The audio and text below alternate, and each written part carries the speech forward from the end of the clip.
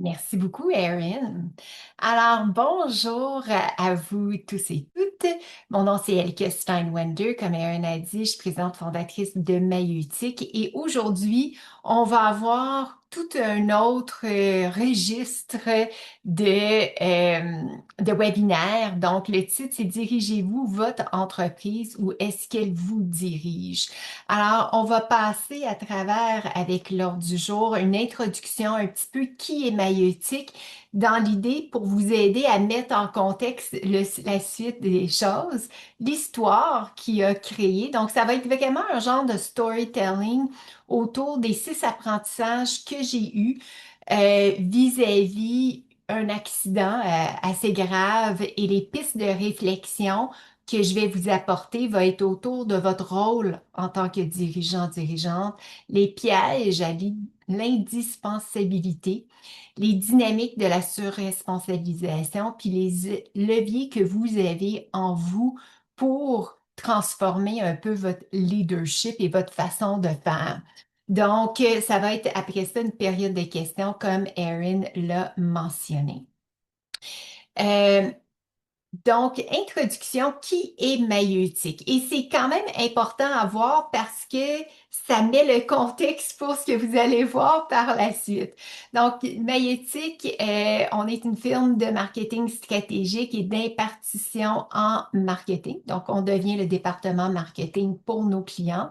Notre mission, c'est d'aider nos clients à passer des idées à l'impact en alignant leur expérience de marque BX, expérience client CX et expérience employée par la co-création. Donc, on travaille avec ce cadre stratégique-là qui sont les 3 sphères. Donc, le BX, l'expérience de marque, c'est ce qu'on promet, le CX, l'expérience client, ce qu'on livre, et le EX qui est l'expérience employée, comment qu'on fait. Le code QR qui est là vous amène à notre diagnostic gratuit en ligne pour évaluer votre alignement, hein, au centre, le bleu, l'alignement et l'agilité. Comment est-ce que ces 3 sphères-là travaillent ensemble chez vous? La co-création est vraiment au cœur de notre approche. Elle nous permet de concevoir des stratégies qui sont uniques à vous. Et le nom maïeutique, c'est pas seulement un exercice de rentrer toutes les voyelles de l'alphabet en un mot. C'est la méthode socratique qui dit qu'à l'intérieur de soi, on a la réponse à toute question. Il suffit de se poser les bonnes questions. Donc, c'est la méthodologie qu'on utilise. Ça va faire 14 ans, mon Dieu, 15 ans le 11, donc samedi qu'on est en affaires. On a accompagné 370 entreprises dans ce temps-là, 7300 heures d'ateliers, je pense que c'est 7700, mais 7300 heures d'ateliers de co-création, 1300 employés de formés.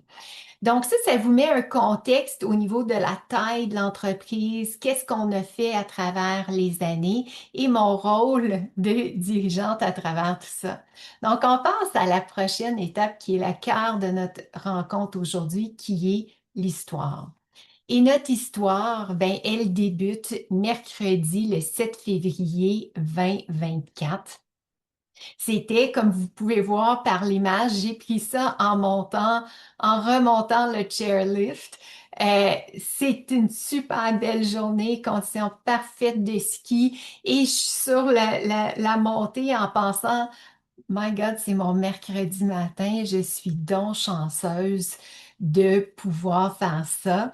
Donc, on était avec un groupe d'à peu près 40 personnes inscrites à l'atelier. Donc, c'était du réseautage fait autrement avec une entreprise qui s'appelle, un organisme que je fais partie, qui s'appelle le Wolfpack, qui est un groupe de volets. Je me dis, je passe toute ma journée là, puis après ça, le 7 février, je m'en souviens de la date, c'est la fête de mon mari. Je commande après-midi, belle bouteille de vin, des petits sushis, ça va être merveilleux. Mais des fois, les choses ne se passent pas comme qu'on on veut, c'est pas prévu. Donc, sur ma dernière journée, ma dernière descente de la journée, je me suis laissée distraire. J'aurais dû, j'ai tourné ou j'ai dû arrêter droit et j'ai pogné une moumoute, pour rien dire d'autre, de neige. J'ai parti dans les airs, puis c'est comme si le temps s'est ralenti à ce moment-là. Puis j'ai dit, quand je vais tomber, ça va faire bien mal. Et puis, ben, j'avais raison. oh, excusez, parce que quand je suis tombée par la suite, ça a bien fait mal. Donc, il y a une personne qui arrive. Hey, tu correct? Ou j'ai dit oui, pas de problème. J'ai dit avant un snowboarder, j'ai dit, pourrais-tu juste me remettre les jambes droites, s'il te plaît, parce que je vais avoir de la misère à me lever. Ça faisait longtemps que j'avais pas skié autant. Mes skis étaient vieux, ils se sont pas décollés. Donc, je suis revenue à cette belle journée-là en me disant, je vais être capable de me lever, pas de problème, le snowboarder s'en va, je me lève, je fais un tour, je ne sais pas comment, je pense que je vais vomir, m'évanouir. Peut-être toutes ces raisons sont bonnes. Je me recouche à terre, j'appelle quelqu'un qui est dans notre groupe ensemble. Je pense que tu vas falloir que tu m'appelles un patrouilleur parce que je serai pas capable de descendre le reste de la côte. Le patrouilleur arrive, comme vous pouvez voir là, tous les 40 personnes sont quasiment autour de moi pour m'aider. Il y en a un qui pogne les skis, il y en a un qui pogne les choses. On me strappe dans l'affaire, je descends en bas avec moi. Elle était tellement bonne en passant, la patrouillère qui m'a descendue. C'est vraiment des gens extraordinaires qui font ce travail-là. Et j'arrive à l'infirmerie. Et comme vous pouvez voir, quelque chose que vous devriez savoir de moi, j'ai été quand même malade comme jeune enfant. J'avais des problèmes cardiaques.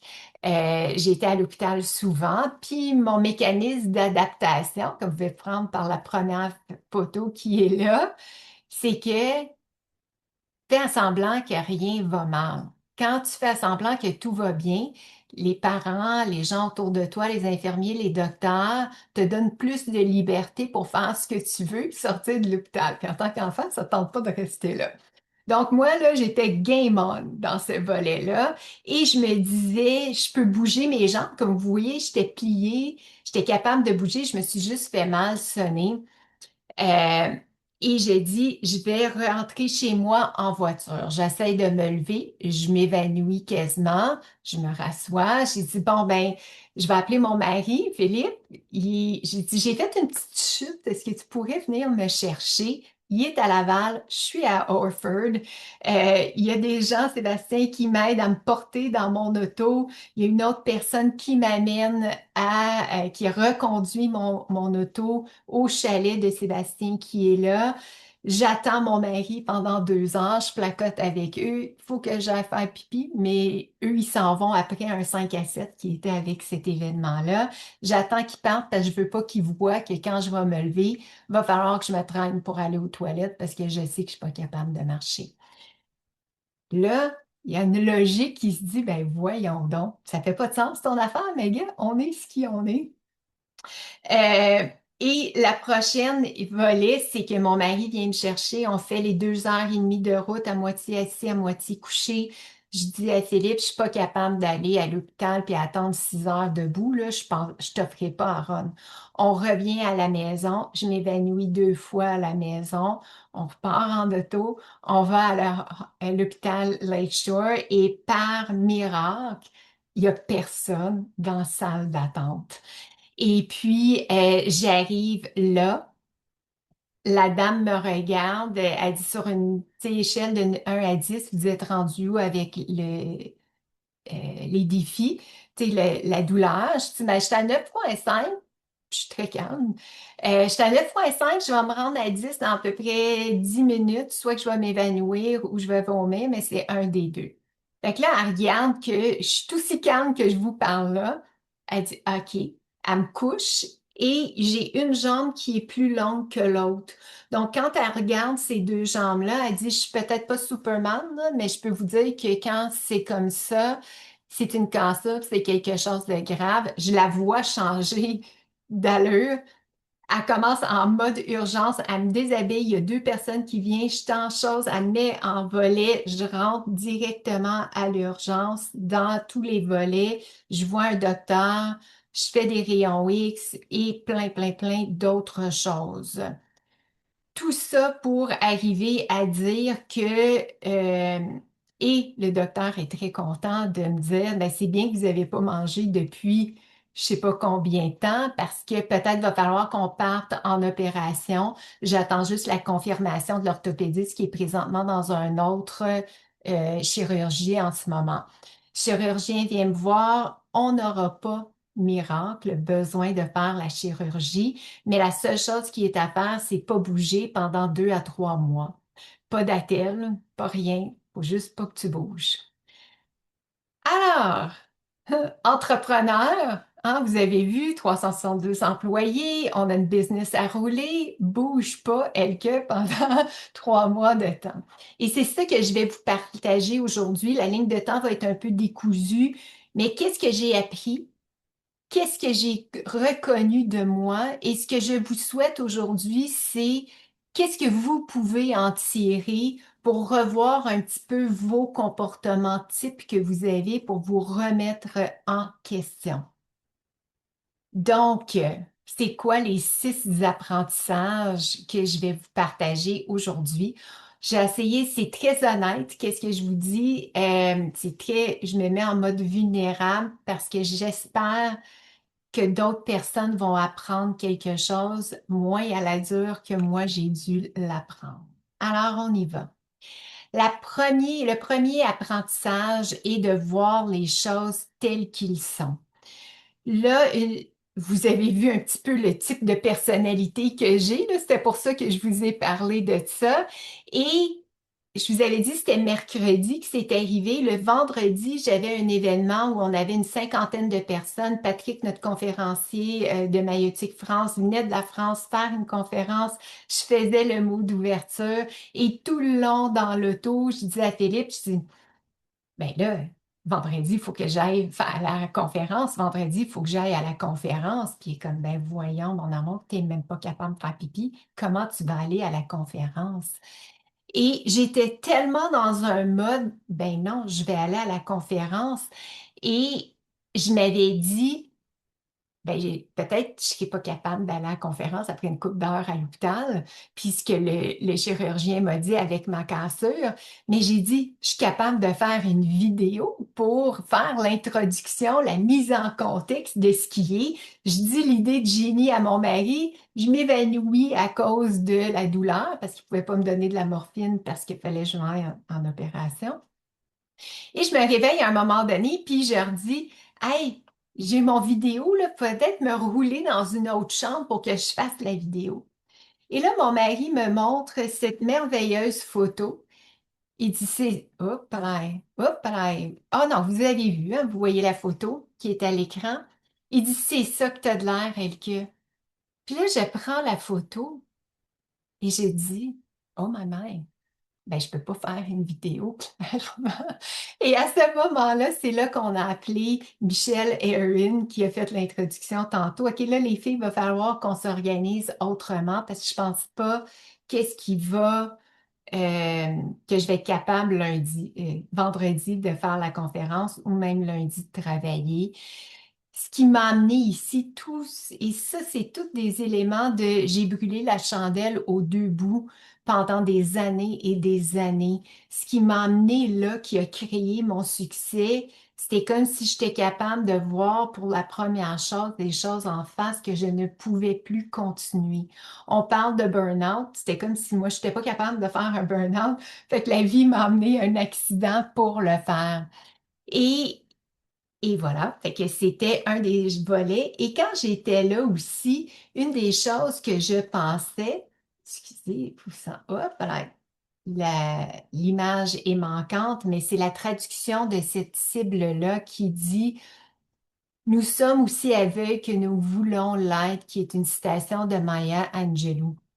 Et je vous partage ça parce que je me suis commencé à dire, comment, à quoi d'autre est-ce que j'ai été aveugle? C'est comme si cette photo-là a fait une prise, un miroir.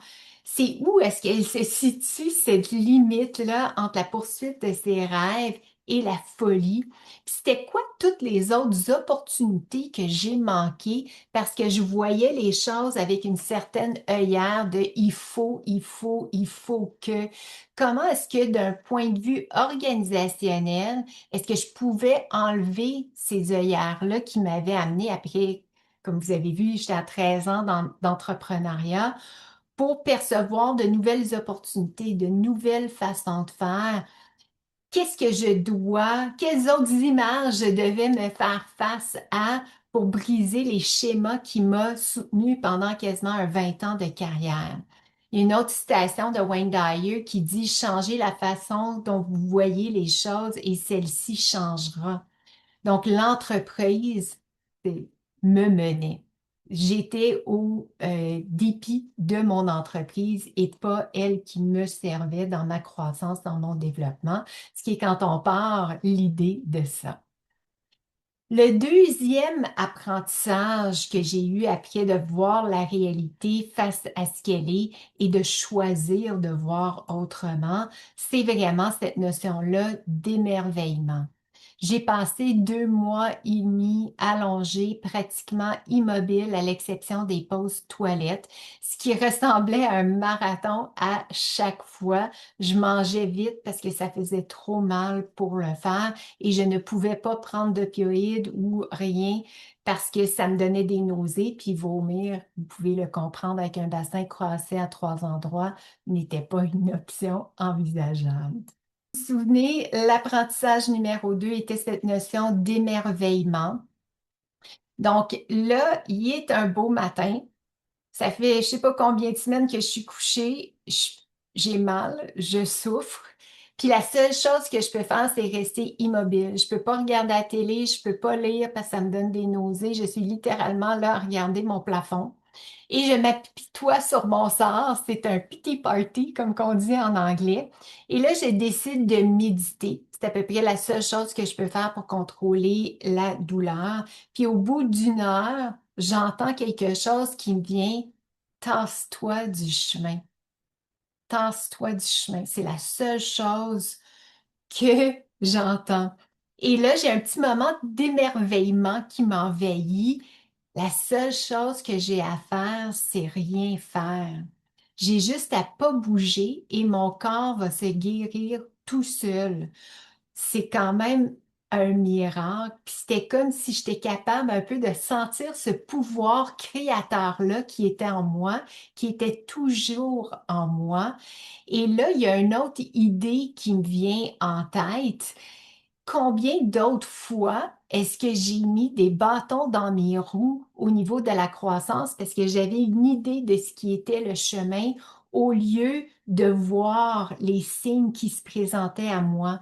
Est-ce que j'ai freiné la croissance de mon entreprise tout simplement en essayant trop fort? Et là, la prochaine question était: qui est-ce que je dois devenir? Qui serais-je si je laisserais tomber qui je suis? C'est quand même une grosse question existentielle. Peut-être c'est arrivé avec l'âge, avec la cassure, avec toute cette idée-là. Qui est-ce que je dois être pour être le leader que mon équipe a besoin, que mon entreprise a besoin? Est-ce que j'ai toujours été dans mon propre chemin et que cette vision-là du hustle, du surmenage, est une des causes de pourquoi j'ai pas atteint tous les objectifs?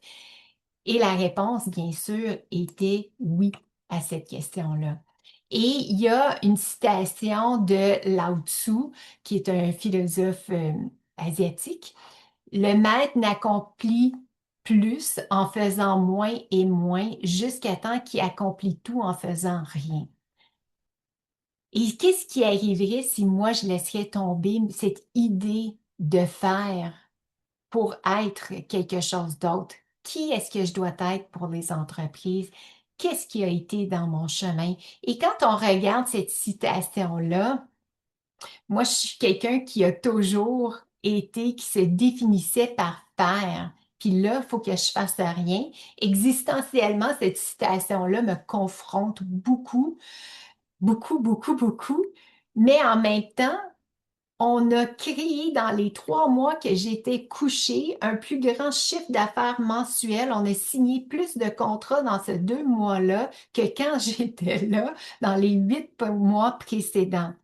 Et ce que j'ai compris de cette situation-là, c'est que je dois me détacher des résultats et trouver la joie dans le processus lui-même.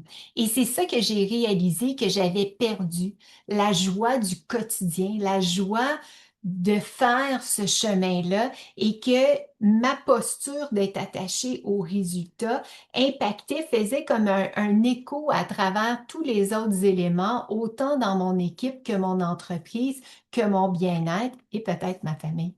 Ça, il faudrait leur demander. Donc, là, j'arrive à ma troisième qui s'enchaîne un petit peu dans les deux autres apprentissages. Le troisième était, j'étais accro. Donc, un de nos clientes était en biopharma et dans une autre vie, elle était orthopédiste. Donc, elle travaillait avec des gens qui avaient eu, elle opérait les gens qui avaient eu exactement les mêmes fractures que moi. Et elle m'a dit, Elke, je vais faire de la méditation avec toi, parce que j'avais des convulsions. À tous les 4-5 ans, je partais en convulsion à la maison. C'était pas Jojo mon affaire. Puis elle m'a montré à méditer. Et quand j'ai médité, j'avais des moments de bien-être profond. Et qu'est-ce que je voulais faire dans ces moments-là? C'était pas d'en profiter, je voulais aller retravailler. J'ai réalisé que j'étais addict à mon travail. Et je vous montre cette photo-là parce que, juste pour vous montrer le degré que j'étais mal en point, c'est que j'hallucinais. Et ça, c'était des petits dessins que je voyais dans notre mur de, de, de bois en chêne. Et mon mari dit, écris-les, est-ce que peut-être tu vas arrêter de les voir? C'était pas le cas. Mais ce que j'ai réalisé que j'étais accro, et quand on regarde le livre de Dan Martell qui est Buy Back Your Time, il dit une chose que les entrepreneurs sont très bons à faire, c'est démêler le chaos. On est bon à voir, et tous les deux, je crois que c'est une de nos forces, c'est de voir une boule de laine, puis de commencer à la détisser pour voir qu'est-ce qui pourrait être. Ça fait partie de tous les deux, tout bâtisseur, tout entrepreneur. Si vous êtes capable de démêler le chaos, puis le mettre en quelque chose que tout le monde peut comprendre, peut adhérer, peut grandir, ça fait que vous êtes un leader, vous êtes quelqu'un qui est capable de bâtir quelque chose. Mais parfois, on devient addict à cette volet-là de tout le temps régler le plus. Et j'ai réalisé, je ne sais pas si vous avez déjà entendu euh, euh, ce, ce triangle-là, qui est le triangle de Cartman, qui est le prosecutor, c'est le bourreau, sauveur et victime. Et ce que j'ai réalisé, c'était que je vivais ça, pas avec d'autres, mais avec moi-même. Quand j'étais dans le bourreau, le prosecutor, Elke, t'en as pas fait assez, va faire du travail ce week-end, fais-en plus, fais-en plus, fais-en plus, au détriment, je me jugeais, je me demandais des choses au détriment de moi-même. Dans le rescuer, le sauveur, je sauvais mon équipe avec la surresponsabilisation. Ah, inquiète-toi pas, je vais le faire ça. Inquiète-toi pas, je suis capable. J'ai besoin d'être aimé. J'ai besoin de mettre les mains dedans, hein, dans ce volet-là pour démêler la laine. Et en dessous, j'étais la victime. Dans le sens que, ah ben c'est ça, hein, quand tu es chef d'entreprise, c'est ça, quand tu es leader, il faut que tu travailles les week-ends, il faut que tu te donnes des affaires. Fait que je me victimisais un petit peu à travers. Je vivais ça pendant les 15-20 années de toute ma carrière. J'étais un de ces trois choses-là avec ma relation moi-même professionnelle. Et quand j'étais couchée, allongée, j'ai eu cette idée-là et j'ai parlé avec une coach qui était dans le Wolfpack, qui est Fallon Jean, excellente comme coach. Elle dit, Elke, c'est parce que tu connais pas le Empowerment Triangle. J'ai dit, ben dis-moi donc, c'est quoi cette chose-là? Donc, l'idée, c'est qu'il y a le triangle de Cartman, que vous avez vu, bourreau, sauveur et victime, mais il y a aussi un autre triangle qui peut se mettre par-dessus ça. Donc, quand on est au-dessus de rescuer, persecutor, le sauveur et le bourreau, il y a une notion de création. Vous pouvez accepter, souvenez-vous, voir la réalité en face, accepter votre propre vulnérabilité et commencer à voir, je suis vulnérable, je dois faire autrement. Comment est-ce que je pourrais sauver? Et si vous avez vu, maïeutique, c'est poser des questions. Donc, comment est-ce que je peux me créer une autre réalité? Quand on est entre bourreau et victime, on peut se challenger, créer construire des nouvelles façons de bâtir mes besoins. Et c'est là aussi que j'ai réalisé que je n'écoutais pas mes besoins personnels, j'écoutais seulement ceux de l'entreprise. Donc, comment faire un balance entre quels sont les besoins de l'entreprise et quels sont les besoins du leader et comment est-ce qu'on peut arriver entre les deux pour qu'on arrive à une solution win-win. Entre la victime et le sauveur, il y a le coach. Est-ce que je m'écoute? Hein, l'outil de là et comment est-ce que je peux m'écouter un petit peu mieux pour arriver à mes objectifs personnels et professionnels. Le quatrième apprentissage après cette réalisation-là est toute la notion de choix. Est-ce que j'ai toujours fait mes choix ou est-ce que les choix m'ont choisi? Donc, une journée, je vous raconte une histoire. J'étais couchée dans le salon et je vois ma fenêtre de cuisine et je vis à Notre-Dame-de-l'Île-Perrot qui est juste à l'extérieur de l'ouest de l'île de Montréal. On est en banlieue totale. Et je vois un aigle à tête blanche, ouf, passer devant ma fenêtre. Je le revois faire l'autre côté de la fenêtre et je crie, Phil, Phil, mon mari, il y a un aigle à tête blanche dans ici. Puis là, vous vous souvenez les choses que j'hallucinais? Il est comme, oui, mon amour. Je suis comme, non, non, je te le dis qu'elle est là. Fait que, il descend, il regarde, et comme de raison, il y a un aigle à tête blanche qui est devant, sur mon gazon en avant de ma maison, puis il est assis là, puis il attend, puis il est comme, viens voir. Je dis, ben, viens voir. Ça me prend 20 minutes de me rendre aux toilettes, mais je me lève, j'arrive, puis je voulais aller vite, mais je n'étais pas capable. Il dit, dépêche-toi, elle va s'envoler. Elle s'est pas envolée. L'aigle a attendu que j'arrive là. C'est comme si on s'est connecté, on s'est regardé. Et j'ai dit encore l'émerveillement, wow, j'ai regardé après c'est quoi le symbole de l'aigle. Et c'est souvent associé à la guérison, la vision ou le pouvoir de soi envers soi. Et j'avais trouvé, quand je regardais aussi des histoires sur l'aigle, là que ça soit vrai ou pas, parce qu'il y a des volets qui le contestent, je l'ai approprié et je l'ai aimé. C'est qu'un aigle à tête blanche a une durée de vie de 75 ans. Donc, ils peuvent vivre jusqu'à 75 ans, mais à 40 ans, entre 35 et 45 ans, ils doivent choisir s'ils vont continuer cette vie-là jusqu'à 70 ou mourir. Et comment ça se passe? C'est qu'à ce moment-là, leurs talons, leur bec et leur plumage doivent être complètement enlevés. Donc, l'aigle doit commencer par s'arracher toutes les plumes. Il doit arracher ses talons et se cogner le bec jusqu'à temps que son bec s'enlève sur de la roche pour qu'un nouveau repousse. Et à ce moment-là, j'ai dit, est-ce que mes choix, il choisit l'aigle de revivre autrement? Comment est-ce que moi, je choisis tout ce que j'ai comme responsabilité? J'avais un to-do list à l'infini. Est-ce que c'est moi qui ai choisi ce to-do list-là ou est-ce qu'il m'a été imposé? Est-ce que j'ai consciemment fait mes propres choix? Est-ce que mes priorités, mes actions quotidiennes étaient alignées 100% avec mes objectifs et ma raison d'être, autant personnelle que professionnelle? Et c'est une grosse question à se poser. Et moi, j'ai eu la chance je travaillais 60-70 heures systématiquement pendant les 20 dernières années. Je suis descendue à 4 à 8 par semaine. J'ai enlevé toute responsabilité sur ma tâche. Qu'est-ce que je voulais remettre ensuite, par la suite, sur cette to-do list-là? Et je suis tombée, en tous les as s'alignent, un blog par Robert Glazer, qui est Friday Forward, qui est une minute de leadership. Et quasiment la même semaine que j'ai vu l'aigle à tête blanche, j'ai eu ce courriel-là.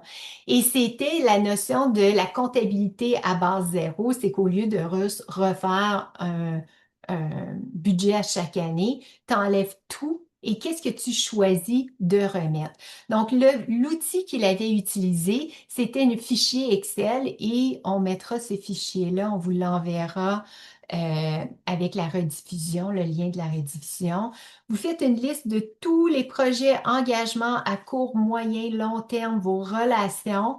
La première colonne, c'est, lui il avait appelé ça Hell Yes, puis je trouvais ça bien. C'est, j'adore cette patente-là, fait que ça reste sa liste indépendamment des deux autres colonnes. Est-ce que c'est la deuxième colonne, c'est est-ce que c'est du temps bien passé, aligné avec mes buts et ma raison d'être? Puis la troisième, c'est est-ce que c'est aligné avec mes valeurs? Et si ça ne coche pas un X sur deux ou trois de ces lignes-là, l'idée, c'est est-ce que je le remets sur ma liste? Est-ce que je le sors ou est-ce que j'y vais? C'était extrêmement difficile comme choix parce qu'il y avait des choses que ça cochait pas. Ça n'en cochait juste une là-dessus, puis c'était pas le hell yes. Alors j'ai arrêté, j'étais sur 4 conseils d'administration, j'ai fini mes termes sur les 4 conseils d'administration et je n'ai pas renouvelé. J'ai rechoisi d'écrire un livre qui, je crois, va sortir cette année sur l'écoute créative. J'ai redéfini mon rôle, j'ai embauché une coordonnatrice, j'ai embauché une adjointe, j'ai été me mettre les ressources autour parce que c'était un volet de comment c'est quoi mes besoins que j'ai, c'est quoi les engagements que je choisis de remettre sur cette liste-là.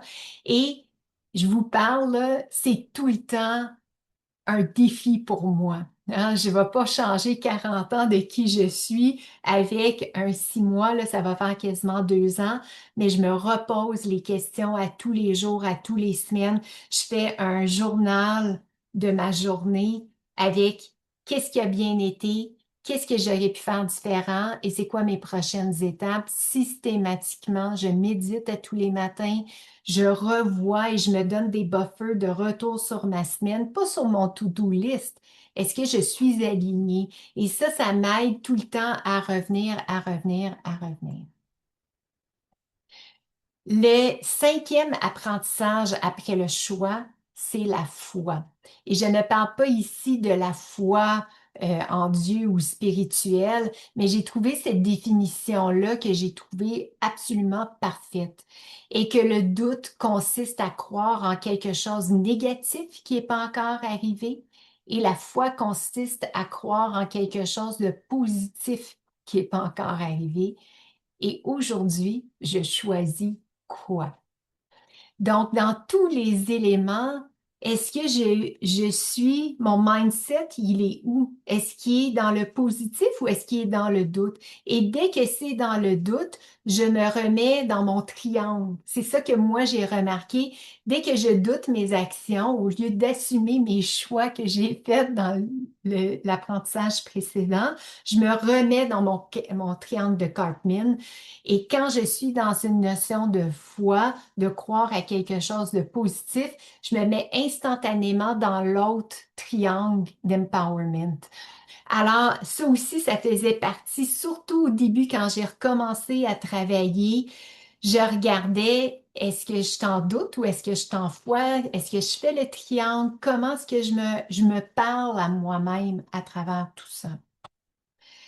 Et aussi, euh, toute cette notion-là de la rebâtir. Ça m'a pris, j'étais quasiment 2 mois et demi, presque 3 mois, couchée, allongée, sans bouger. Ça m'a pris un autre 6 mois pour me réhabiliter. Et là, il faut savoir que moi, je courais des marathons, des ultramarathons. Des fois, je faisais 6 demi-marathons par année. Puis j'étais de même dans tout, là. Je suis un petit peu, mais j'essaie d'être un petit peu plus sage. Mais rebâtir et retransformer, suivre cette nouvelle version de moi-là, c'est pas linéaire. Autant cette transformation de mon leadership vers la nouvelle version de Elke, des fois, je suis pas super bonne, comme vous pouvez voir, et j'ai trouvé ça, je l'ai dans mon petit cahier de notes parce que je trouve que c'est tellement vrai. Mais l'idée, c'est que si on se repose des questions, on se réajuste, on se réajuste, on se réajuste, ça s'en va dans la bonne direction, mais aussi accepter que le changement est non linéaire. Quand on parle en atelier de co-création, la co-création est non linéaire, ben c'est vrai dans tout changement que vous entreprenez. Si vous voulez plus que votre entreprise vous dirige, que votre rôle vous dirige, ben il faut accepter que ça va pas être parfait à travers le tout, mais c'est tout le temps revenir à soi, revenir à soi. Le dernier apprentissage que je vous apporte aujourd'hui, que moi j'ai eu, est la notion de l'accueil. Je suis quelqu'un qui s'est toujours défini par ma capacité de faire. Je suis ancrée dans la performance. Je me définis par je prends soin de mes équipes, je prends soin de mes clients, je fais ci, je fais ça, je fais ci, je fais ça. Et là, pendant quasiment 3 mois, j'étais invalide. Ma mère venait me faire à manger, mon mari m'amenait pour aller aux toilettes. J'étais totalement invalide. Et qui suis-je si c'est pas moi qui est au souci des autres, qui est pas en train de bâtir, en train de faire, en train d'aider? J'étais très déstabilisée dans mon identité propre parce que je devais laisser d'autres personnes m'aider. Et à un certain moment donné, je me suis dit, je suis tellement chanceuse d'être entourée, les collègues, hein, Erin, Michel, Philippe, ma famille, mes amis, Gabriel, tout le monde sont venus m'aider. Tout le monde est venu me porter main forte. Je deviens un petit peu émotionnelle quand j'en parle. Et ça, c'est un des plus beaux cadeaux qu'on peut faire parce que moi, je me sens bien quand j'aide quelqu'un, mais des fois, il faut aussi savoir l'accepter. Et j'essaie tout le temps dans mon rôle de leader de voir le ballon entre donner et recevoir, et donner et recevoir. Et, et je veux pas vous dire que c'est facile pour moi, mais c'est beau quand tu es capable de le voir. Puis une des choses que j'avais, les filles m'ont envoyé des petites cartes à tous les semaines pour dire avec des petits mots The best way is always through, avec des petites citations toutes cute qui m'aidaient à me motiver. Je les ai encore à côté de mon bureau, ça m'aide beaucoup. Et accueillir ce qui est l'aide de vos équipes pour transformer, on ne peut rien faire seul. Donc voilà, c'était un petit peu le sommaire de mes 6 apprentissages. Regardez les choses telles qu'elles sont. Je m'excuse, sont à moitié en français, en anglais. L'émerveillement, la notion d'addiction, les choix, la foi dans quelque chose de positif et l'accueil. Et je vais vous quitter avec cette citation-là qui est de Margaret Drabble. Quand rien n'est sûr, tout est possible. On vit aujourd'hui dans un monde qui est d'incertitude, hein. On le voit dans toutes les sphères politiques, économiques, sociales. Mais c'est aussi un moment magnifique parce que tout est possible devant nous. Et l'idée de ce que j'espère vous avoir partagé aujourd'hui, c'est que vous avez le pouvoir de choisir, de revoir, de vous réaligner à qui vous souhaitez être comme leader et vivre de cette réalité-là, de cette foi positive de ce qui peut être. Donc voilà, ça fait un petit peu le tour. J'invite à vous inscrire à notre infolette. Vous allez voir des blogs, nos prochains webinaires, être avisé du lancement du livre.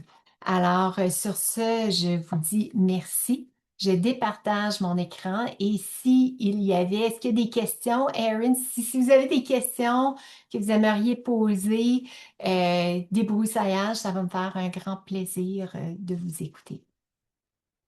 Donc, le chat est ouvert. Sinon, vous pouvez poser vos questions à vive voix. Vous pouvez aussi ouvrir vos microphones, votre choix.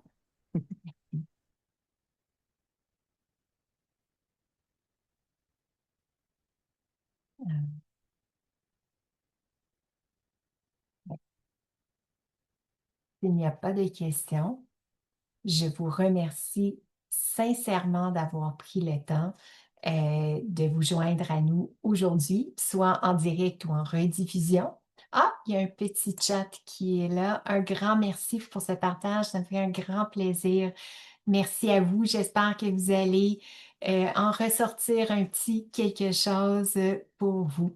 Alors sur ce, je vous souhaite une excellente journée et au plaisir de vous recroiser quelque part. Au plaisir. Au revoir.